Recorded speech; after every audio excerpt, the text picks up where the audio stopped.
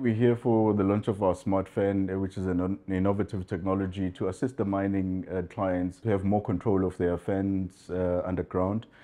So this is basically a fan that is designed to assist the mines in reducing their operational costs while also saving lives underground, where the air is needed.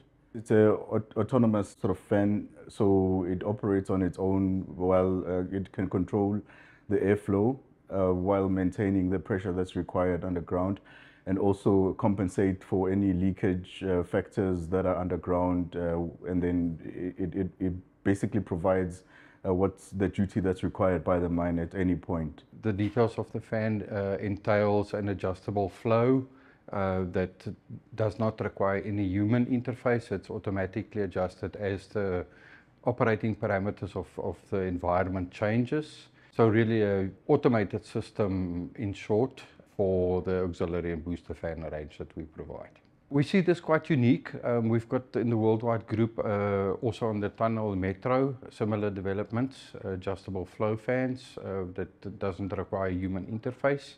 But we believe it to be unique and very suitable for the South African and sub-Saharan markets.